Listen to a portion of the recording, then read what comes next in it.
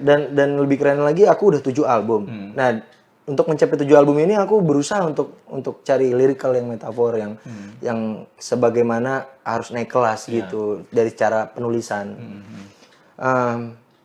Gue akhirnya jadi kayak oh ini ternyata emang berusaha untuk lebih baik masih kalah pricelessnya sama berusaha jujur gitu. Men, yang nguasain dunia ini, mereka lagi brainwash manusia, Tuhan itu adalah akal budi. Karena apa? Karena mereka tahu bahwa gak ada yang gak mungkin di dunia ini, men. Iya. Jadi Tuhan itu jadi gak ada.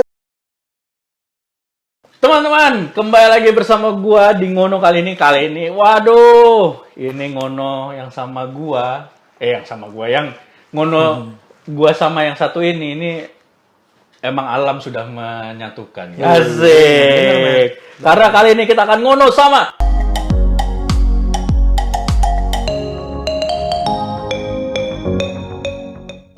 Dio Hao. Mas Reno, akhirnya.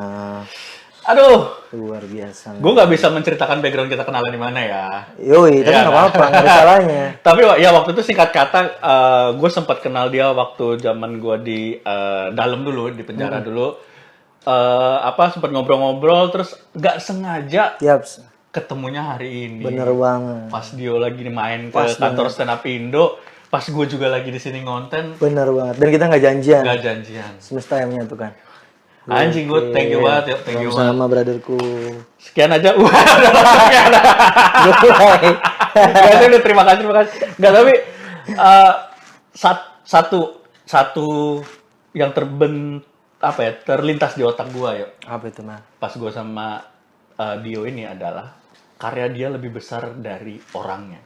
Wih. Ini salah satu bentuk aplikasi yang namanya karya lu berbicara lebih keras daripada orangnya. Ya, udah karya yang berbicara. Kenapa? Karena gini, ada yang menarik nih, yo. Pertama kali gue denger lagu lu itu judulnya Cepu. Ya. Pertama kali gue denger itu adalah pas gue masih di Tahti, di Polres. Oke. Kenapa gue bisa denger? Karena waktu itu Pak petugas yang jaga, itu kalau pagi-pagi suka kadang-kadang ngasih kita hiburan. Dia ada kayak speaker gitu, dia nge-play lagu, terus pagi itu nyiarin ceramah subuh biasanya. Nyiarin ceramah subuh dari YouTube apa dari mana lah, gue nggak tahu. Ya. Nah setelah itu kita kayak disuruh bangun senam-senam gitu. Diputerin lagu lu Cepu itu. Gue mikir kan, anjir ini lagu siapa ya? Dari lirik itu kan yang bener-bener lugas ya. Maksudnya kayak Ya. kagak ada kehidupan sehari-hari. Yo. Beneran. Dan itu rata-rata semua napi-napi yang lain, tahanan-tahanan pada nyanyi karena pada tahu. Gue nggak tahu kan.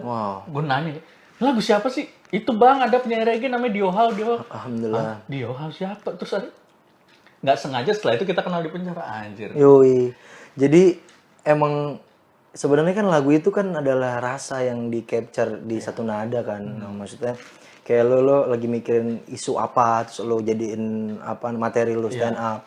Ya sama kayak gue coba buat mengcapture rasa yang gue rasain. Karena waktu itu gue kelas 2 SMA dicepuin, men. Jadi gue masuk kelas 2 SMA gue. Pernah masuk kelas 2 SMA. Nah, dicepuin itu gue bikin lagu Cepu. Dan gue udah ketemu sama Cepu gue. Gue pengen terima kasih justru, tapi dia udah takut, udah cabut. Waktu itu gue ketemu di stadion pas nonton bola. Dicabut. Anjir. Padahal gue cuma mau bilang makasih gitu. Gara-gara lu gue bisa jadi kayak sekarang gitu. Menuju ke sana gue yakin ada banyak proses yang tidak mudah yang dilewatin oleh Dio ya. Sampai dia bisa berdamai bahwa dengan orang yang nyepuin dia, bahkan dia bisa sudah memaafkan dan bahkan ingin berterima kasih itu nggak mudah. Tapi nanti kita menuju ke sana. Dalam. Gue pengen tahu dulu deh dari awal proses. Lu memutuskan berkarya di usia berapa ya? Gue bikin lagu itu dari SMP, man. SMP gue udah bikin lagu. Berarti lu sudah mendengarkan lagu jauh sebelum SMP itu dong? Nah ini mistik nih Pak. Mistiknya jadi lagu itu sama kayak ide. Tiba-tiba muncul. Makanya gue selalu berpikir bahwa kayaknya setiap manusia harus megang catatan deh di dalam setiap hari dia. Benar. Untuk dia menyatat apa ide-ide yang dia tangkap. Kalau enggak itu bakal lewat aja gitu. Nah sama kayak lagu, gue harus ngerekam hamingan-hamingan yang dapat. Gue lagi naik motor, gue lagi bawa mobil, gue lagi boker sekalipun, itu nada tiba-tiba Teng. gue harus ngerekam. Makanya harus ada yang sigap cepet. Weh, gue mau rekam nih. Takut gue lupa gitu. Iya. Makanya kalau ditotalin lagu gue ada banyak banget kan. Dari nada-nada yang Iya, berkeliaran dari itu. nada-nada masih abstrak ya. Iya, yoi. Dan tapi pentingnya adalah prosesnya ketika lu sudah meng-capture ada momen dapet, terus lu bank jadi sebuah catatan lu, jadi sebuah bank ya gitu ya, stok gitu. Itu jangan ditunda-tunda, bener. Karena kita, walaupun mungkin sekarang belum jadi apa-apa, kita nggak tahu berapa tahun kemudian. Nah ini yang gue salut juga sama, kalau gue sebagai stand up comedian gitu, komika, kayak gue, kita punya rumus tragedi plus time sama dengan komedi. Wah keren nih. Ya kan? Maksudnya ya ketika lu punya musibah, punya kejadian, sebuah kejadian, tapi lu timingnya tepat, itu bisa jadi sebuah komedi gitu. Benar. Tapi kan menjadi sebuah lagu itu another level gitu, men. Kayak Yoi. nah, mudah gitu. Makanya menurutku kenapa priceless-nya karya itu gak ternilai, men. Misalnya lagu itu kan akumulasinya nggak yang gue beli lagu lo 3 juta gitu, enggak, men. Sedangkan royalti itu kan The Beatles, Bob Marley itu sampai hari ini masih ngasilin duit, men. Queen masih itu ngasilin duit dan Freddie Mercury itu ngasih warisannya ke Mary Austin. Ya. Iya kan? Benar. Pacar Mary Austin kan namanya? Freddie Mercury. Gue kurang tahu. Itu Mary siapa lah itu kan. Tapi diwarisin. Mary Jane. Gitu. Masih diwarisin dan emang bener ya. Nah, terus abis itu kenapa priceless-nya tinggi? Soalnya dia meng-capture rasa. Jadi rasa benar-benar ditaruh di dalam satu nada, orangnya udah meninggal, rasanya dia masih ada gitu. Wah iya sih. Momen itu kan bisa tematik dong berarti. Ya, rumus yang tadi lu bilang. Humming yang tadi gue dapat, akhirnya gue cari temanya. Apa nih yang sekiranya humming ini nadanya kemana, mayor apa minor? Yang cocok sedih apa bahagia? Temanya lu pengen naruh yang tentang kesedihan apa tentang kebahagiaan, apa tentang apa? Nah itu kan bisa dicari kan. Nah ini gue menganalisa kenapa manusia itu makhluk yang paling sempurna karena dia punya akal dan rasa. Itu kawin banget, Bor. Kawin banget. Karena ketika lu punya akal tapi lu nggak ada rasa, ini nggak seimbang nggak sih? Jangan gini dong, saya agak trauma ya. Dengan logo-logo seperti ini saya agak trauma. Ya punya akal gak punya rasa lu jadinya ya maling ya. Maling berdasi atau maling gak berdasi. Bener, men. Semua maling tuh pinter semua. Wah gila lu keren, men. Bener. Ya. Maling, men. Akan jadi maling, bener. Maling dari hal kecil sampai hal besar gitu. Semua orang-orang jahat itu orang-orang yang cerdas. Oh iyalah. Ya kan? Tapi dia nggak punya rasa bahwa itu bukan milik dia, itu bukan hak dia. Gitu. Iya. Itu wah dalam no. Keren. Tapi emang ya maksud gue yang gue salut juga dari apa ya? Gue nih ada biasanya ada perdebatan yang menurut gue juga nggak begitu penting, tapi sering diperdebatin bahwa ada kala seniman, musisi yang menyampaikan lirik dengan begitu lugas dianggap nggak deep. Oke. Ya sih kayak nggak dengan metafor tuh kayak liriknya kurang berat nih gitu. Iya benar. Tapi di satu sisi nggak mudah loh dengan lugas tanpa metafor gitu kan. Ini keren. Gue suka banget pertanyaan ini, sumpah gue suka banget. Jadi sama gue analoginya selalu gue pengen masuk ke dalam ranah lo ya. Analogi lo sebagai komika, pendewasaan lo pertama lo di panggung sama tahun 10 lo di panggung, lo akan memilih cara lo menyampaikan materi lo itu pasti pendewasaan. Yang awalnya lo cari tematik yang mudah sama yang ke 10 tahunnya lo akan berat. Lu akan cara lu dengan seliar-liar lu. Itu pendewasaan kan. Berevolusi. Sama menurut gue sama kayak musisi. Semakin dia punya tanggung jawab yang besar, semakin dia terkenal, dia punya tanggung jawab yang besar. Dia harus kasih suguhan yang benar-benar maksudnya yang beneran gitu. Lirikal, harus lirikal. Gitu. Nah, tapi akhirnya gue menemukan Indonesia ini kan negeri yang kaya tapi rakyatnya nggak sejahtera sampai hari ini.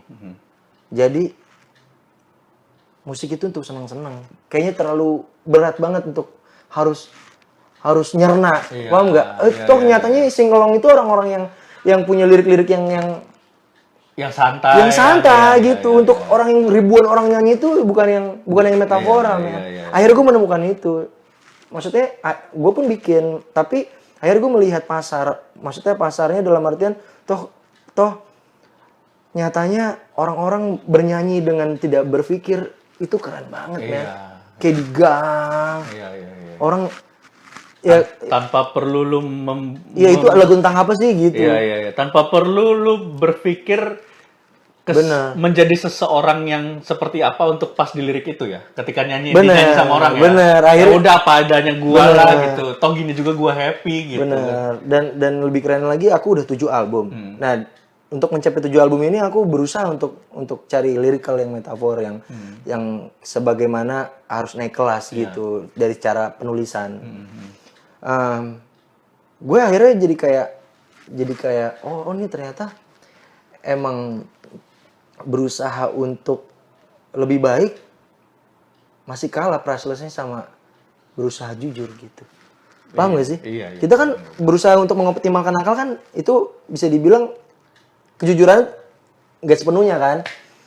Iya, benar. Iya gak sih? Karena kita mengolah lagi ini harusnya yang gue pengen nulis ini harusnya dengan penyampaian yang maksudnya yang sama tapi dengan kata-kata yang beda nih. Iya, Ya, udah jadi udah berpikir kan. dipercantik. Nah, itu maksudku. Beda ceritanya sama yang gue lagi ngerasain ini gue tulis aja gitu. Nah, beda sih, man. Tapi gokil itu maksudnya Gue menganalisa kanal itu sih. itu apa ya? Gue bisa bilang kayak kita seniman kayak gue ya seniman di komedi gitu, lu seniman di musik. Yo. Memang selalu pergulatan batin kita adalah bagaimana kita bargaining terhadap kemasan, tapi tidak mengorbankan Ya. kejujuran gitu. Yoi. Ah, ini penting banget nih. Berhubung kita ini menggeluti karya kita dari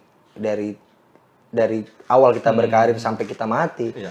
Jadi akan banyak karya kan. Iya. Jadi ya maksudnya ya bebas-bebas aja lu berkarya, ekspresin aja. Iya.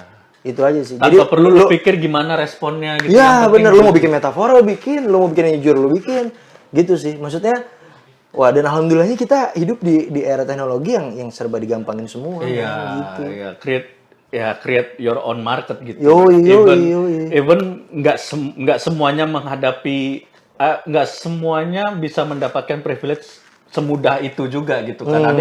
Ada yang sangat mudah menemukan marketnya, ada yang sangat sulit, ada yang agak sedang-sedang aja. Itu memang udah ya itu istilahnya udah perpaduan antara rezeki dari Tuhan dan alam semesta dengan usaha ya. Tapi bahwa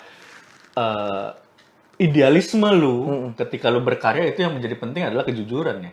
Yap, karena menurutku ya kegagalan itu hanya bahasa farmasi men. Sama apoteker. Jadi dia untuk mengolah obat kan perlu proses tuh. Iya. Kalau belum final untuk ini bisa dikonsumsi dan dijual nih, itu pasti menemukan kegagalan nih masih belum nih. Ayo coba deh ini lagi masih belum. Kegagalan hanya bahasa apoteker dan farmasi. Sebenarnya di real kehidupan kegagalan itu nggak ada men. Iya. Yang ada coba lagi men. Iya benar. Itu terus. Soalnya kegagalan itu nggak ada men, emang nggak ada. Nggak ada yang final fix, lu nggak bisa. Toh kenyataannya ada gitaris yang pakai kaki. Ada pelukis yang pakai kaki, ada yang main skate yang nggak pakai kaki untuk ngayun pakai tangan. Iya. Bahkan ada Pemain bola yang nggak pakai kaki juga ada kan? Bahkan ada pemain drum yang nggak pakai drum. Ada Pandu Winoto ya, dia bisa viral gara-gara dia main drum tapi nggak ada drumnya. Itu kan Isi men. si Pandu air drum tuh. Ya maksudnya bahkan se ekstrem itu ya. Kalau mau mikir ke situ gitu. Sekarang tuh yang penting berkarya, ya tinggal lu mau berkarya seperti apa dan bertahan berapa lama. Yoi. Itu mempertahankan yang sulit. Untuk menggapai sesuatu emang gampang, tapi mempertahankan yang sulit. Nah, tadi sempet ini gue jadi keingetan. Lu pernah gagal gak sih? Nah itu gue nggak pernah gagal karena gue itu menanamkan ke diri gue bahwa kegagalan itu nggak ada di dalam kamus manusia, itu nggak ada kegagalan. Nggak ada kekecewaan mungkin ada, tapi itu bukan kegagalan, beda. Apa sih definisi gagal? Sesuatu hal yang udah nggak bisa dicoba lagi gitu. Apa sih definisi gagal itu apa sih? Gue pengen tahu deh. Gagal itu apa sih gitu? Gagal itu kan tidak berhasil. Kalau menurut gue tidak berhasil sesuai dengan yang kita rencanain itu gagal deh kayaknya. Itu udah hasil final apa masih ada kesempatan? Ya, nah balik lagi bahwa untuk fase tertentu kita Kalau mungkin gagal, tapi kalau kita lihat fase lebih luasnya pasti nggak ada gagal. Berarti nggak ada kegagalan kalau menurut gue. Itu namanya ketunda, men. Iya, benar. Itu ketunda doang gitu. Maksudnya, men, yang nguasain dunia ini, mereka lagi brainwash manusia. Tuhan itu adalah akal budi. Karena apa? Karena mereka tahu bahwa nggak ada yang nggak mungkin di dunia ini, men. Iya. Jadi Tuhan itu jadi nggak ada karena lu udah bisa bikin apa aja. Matahari bisa dibuat, cuaca bisa diatur, bencana bisa dibuat, apalagi mobil udah bisa terbang sekarang, Iya. virus udah bisa dibikin. Iya. Coba, apalagi semua bisa dibikin, men. Nah itu akal itu, men. Tapi Akal ya itu. berbahayanya ketika akal tidak dibarengi dengan rasa tadi. Nah itu dia, itu udah bukan manusia lagi, dia filmnya. Iya, itu maksud gua bahwa ini jangan yang nonton jangan salah mengartikan bahwa yang dia bilang Tuhan sekarang udah nggak ada lagi jadi kita menjadi ateis, enggak gitu. Benar. Bahwa Tapi nyatanya teori itu yang dia lagi gembor-gemborin, maksudnya manusia semakin pintar tuh semakin lupa sama dia tuh bukan kreator, men. Tapi menurutku kita tuh hanya kecil banget kok di GPS tuh kita nggak kelihatan, men. Itu kecil banget gitu. Kita bukan yang nyiptain gitu. Kita tuh makhluk yang diciptakan gitu. mungkin kalau bisa digabungin tadi dua pernyataan adalah kita tuh sebuah unsur di alam semesta yang terlalu kecil untuk mengatakan diri kita gagal. Ya. Wah, gila, keren, men. Keren. Nice. Benar, kita tuh terlalu bodoh untuk bilang kita gagal gitu. Kita nggak berhak karena kita terlalu kecil. Kita tuh punya wilayah yang sangat luas. Benar. Kita punya apa namanya ya? Kita punya keleluasaan yang sangat luas melakukan apapun. Yaps. Mencoba lagi berapa kali pun sampai ke titik nanti endingnya pas mati doang gitu. Tapi selama kita belum mati jangan pernah kita merasa gagal ya. Nah, menurutku hal yang paling dekat kita temuin adalah flashback. Sebelum kita bisa jalan, emang kamu kira setiap bayi, setiap manusia, balita itu langsung tiba-tiba dia berdiri bisa jalan? No, man. Dia berdiri dulu, dia jatuh, dia berdiri lagi, dia jatuh. Sampai mungkin minggu keberapa dia baru bisa jalan. Itu juga cuma 3 langkah dulu, dia jatuh. Semua, everything perlu proses. Iya, benar-benar. Perlu proses.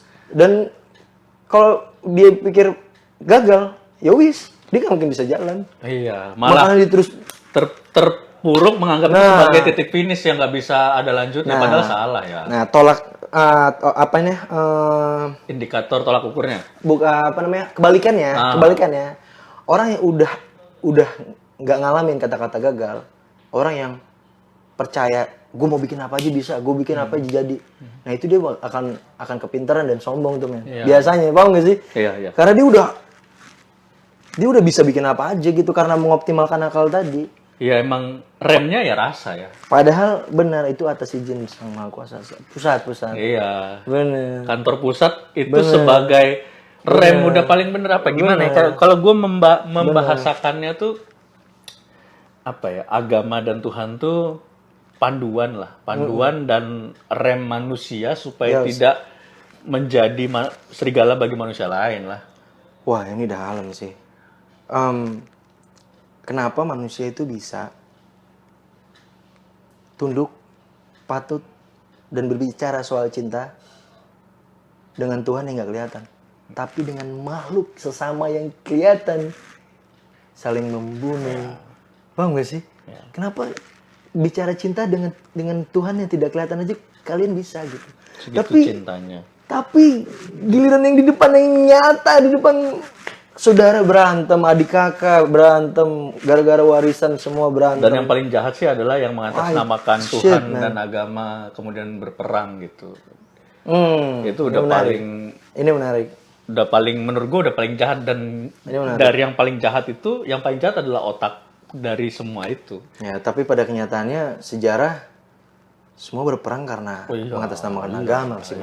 Nah, ketika direlatin di sekarang mungkin semestinya harus ada kata cinta di one love gitu kan. Karena kita kan sudah di teknologi yang benar-benar open mind. Maksudnya udah nggak perlu perang ya kan. Tapi pada kenyataannya sejarah mengatakan bahwa ya perang itu dimulai dari agama. Ya mungkin salah satu proses evolusi manusia adalah melewati Yap. fase berperang atas nama agama merasa suci. Ya Tapi itu, kan benar. Nah sekarang it kita udah, happens 100 years ago gitu, Iya, kayak udah Fred. lewat 100 berapa ratus tahun yang lalu, dan Yoi. kita mengakui bahwa itu tidak baik. Masa ya masih mau dilakukan sekarang? Kan harusnya kan nggak gitu ya, ya nggak sih? oh ini dalam nih. Udah, gue suka hal ini. Jadi ketika udah nggak ada perang di bumi ini, dunia usai, man. Di Suriah masih ada perang, di Irak masih ada perang. Sampai hari ini kita ngobrol nih di jam yang sama, bom masih bunyi, man, gitu. Karena ada perjanjian di situ, ada agama di situ yang dipertaruhkan, gitu. Maksudnya skenario hidup. Wah ini seru sih, man. Maksudnya ketika aku sebagai seniman, gue tuh orang yang nggak pernah kerja. Jadi alhamdulillah gue memiliki 24 jam gue gitu. Jadi gue menarik banget sih. Ternyata semakin kita tahu tuh semakin banyak yang kita nggak tahu. Iyalah. Apapun kan, itu semakin kita tahu semakin kita tuh ngerasa bodoh banget gitu. Maksudnya wow, ternyata banyak kebenaran yang sebenarnya ditutupi gitu. Dan sama tentang perang tadi gitu. Dan tanggung jawab dan konsekuensi dari profesi kita adalah kita harus menjadi penyebar cinta kasih tadi ya. Nice, man. Karena menurutku nggak ada yang lebih besar dari kata cinta Iyalah. di bumi ini. Cinta kasih itu udah bahasa mata uang berlaku di seluruh dunia untuk bahagia sih. Yoi. Iyalah. Dan kita dibuat karena ada cinta kasih itu, man. Iya. Iya nggak sih? Kayak kenapa ya orang-orang tuh sebegitu senangnya gitu dengan konflik gitu ya. Gue nggak bilang perang selalu perang, tapi konflik itu kan mulai dari ketika sudah ada pertentangan antara dua pihak atau lebih, itu kan terjadi konflik tuh. Yaps. Entah bisa konfliknya sudah konflik ke verbal, konflik ke fisik kayak gitu, udah konflik gitu. Tapi kenapa nggak mereka tuh ya udah gitu, nggak usah terlalu dan itu gue tapi ini lu manusiawi, lu bisa bilang kayak gitu, lu manusiawi. Foto pada nyatanya akhir di dunia ini adalah perang, men. Iya. Dan perangnya unik, perangnya itu manusia akan naik kuda dan pakai panah lagi gitu. Lalu percaya nggak sih akan ada peradaban tuh akan musnah tapi tidak habis gitu.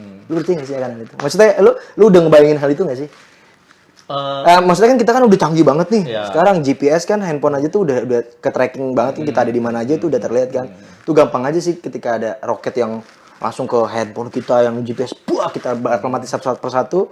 Tapi nyatanya nanti perang tuh pakai kuda dan pakai panah lagi gitu. Lu kebayang gak sih? Akan balik lagi gitu, akan mundur lagi.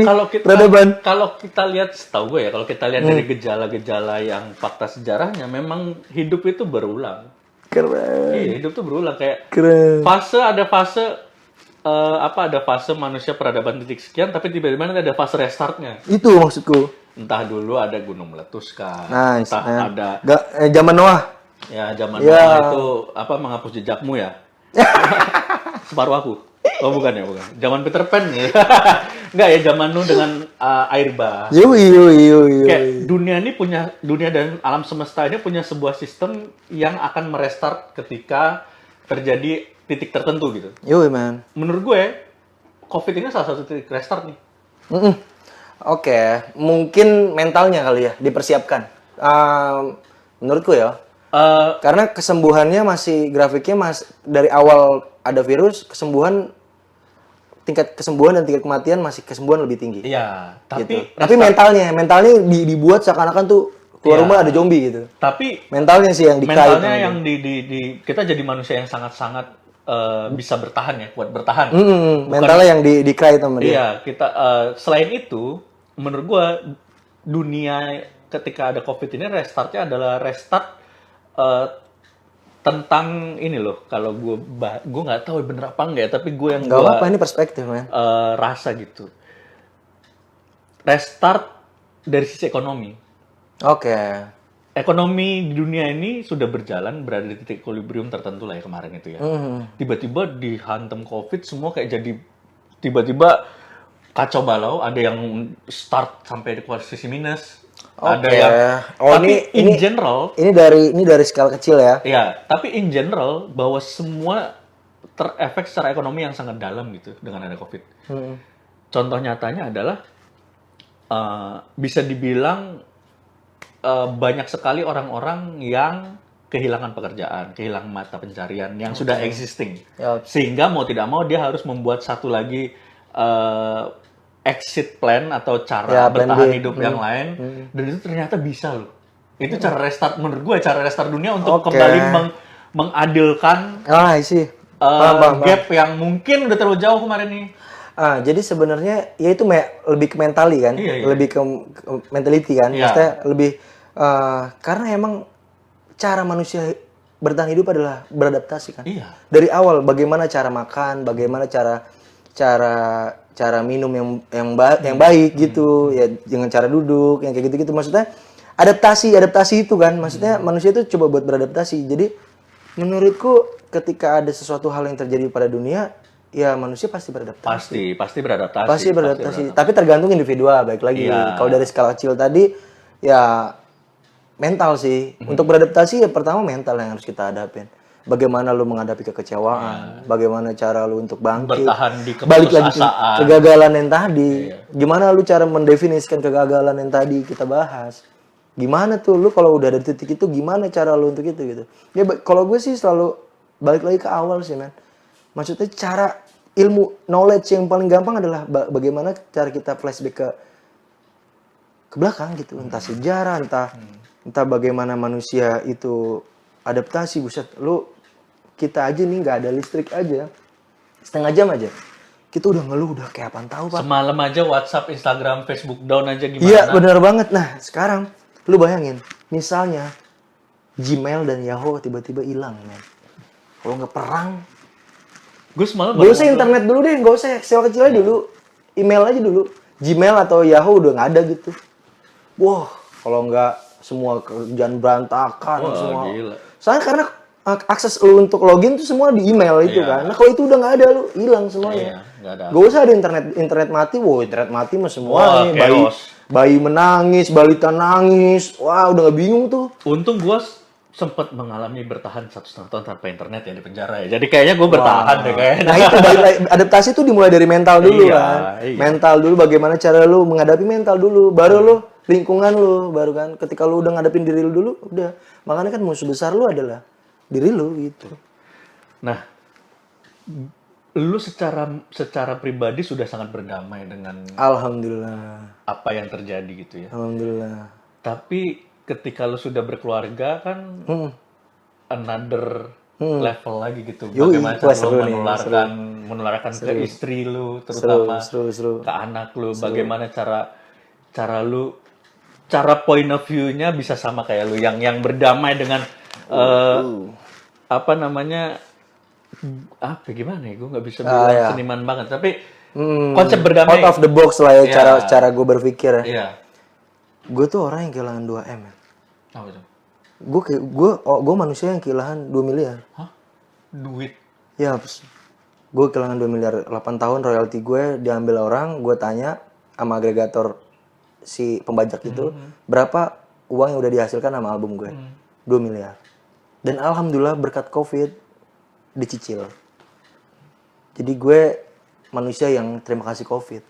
Jadi gara-gara gue gak ada manggung, akhirnya gue coba buat ngurus, ngeklaim lagu gue yang dibajak. Dan alhamdulillah besar banget kan.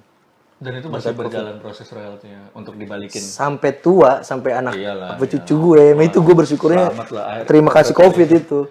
Nah kemarin tuh gue nggak ngurus karena gue ada manggung Jadi Sibuk banget. enggak sibuk, Iya, jadi gue maksudnya mengikhlas, kayak- sosok ikhlas, Iya, sosok ikhlas. paham, Gue ada paham, manggung, paham, cukup gitu. Begitu tidak ada Gak ada manggung, manggung, job kosong, job rekening kosong. kosong, langsung gue klaim. Alhamdulillah dia prof sama pusat, men. Waduh. Terima kasih COVID, terima kasih ya Allah, terima kasih. Maksudnya gue berpikir bahwa setiap yang terjadi itu udah yang terbaik. Iya. Setiap yang terjadi itu yang terbaik. Bagaimana cara perspektif lu ambil yang positif. Iya, benar. Lu kita kan beda keyakinan Iya, Bang. iya. Lu percaya kan akan sisi negatif? lu percaya kan akan si iblis ini, Oh, si iblis si dan iblis menggoda manusia dari Adam Eva men gitu. Iya, iya, iya. Dan sampai kita udahan gitu, Iya. sampai bumi ini udah nggak berputar lagi gitu.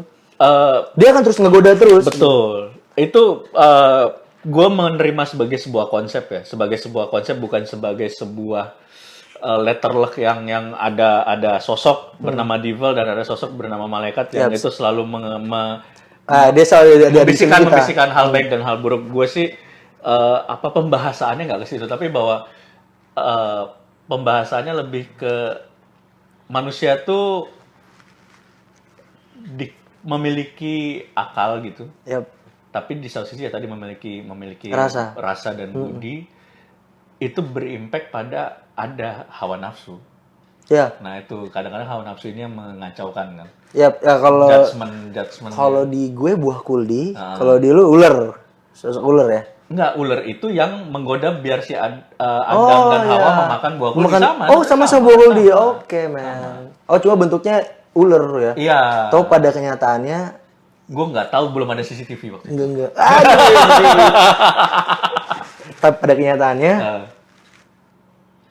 banyak logo ular gitu. Oh. Ya kan, paham nggak? Banyak logo ular yang berkeliaran gitu. Iya, iya. Ya, yang kita tahu dimanapun itu. Iya. Pada dasarnya kalau kata gue sih semua orang berhak mempunyai konsepnya masing-masing. Siap. Tapi bagaimana cara kita menggunakan konsepnya itu yang menjadi hal penting ya. Iya. Bukan sekedar kita mengetahui konsepnya dan memahami, tapi bagaimana itu diimplikasikan ke hidupnya. Ya benar. Sama ada orang yang nggak kenal benar Tuhan, nggak kenal apa konsep ketuhanan dan agama, tapi hidup dia bisa sangat seimbang, selaras antara rasa dan akal. Apakah dia udah bisa memanage diri dia kali ya. Ya tadi dia udah bisa menang. Kalau kalah setiap hari maklum namanya manusia melakukan kesalahan kan. Tapi setidaknya nggak kalah banget gitu. Nggak kalah terus gitu. Iya. Dan kalaupun kalah untuk hal-hal atau perbuatan-perbuatan yang tidak apa namanya besar lah gitu efeknya. Tapi untuk sesuatu yang prinsipil, sesuatu yang berefek kepada orang lain banyak itu ya kalau bisa jangan salah lah jangan kalah antara nafsu dengan akalnya. Nah itu dia. Pengembangan peradaban kota ini bagian yang tadi lu sebutin tuh semakin sulit ditemukan. Malah gue menemukan kebahagiaan yang tadi lu bilang itu di manusia-manusia yang jauh dari kota. Man.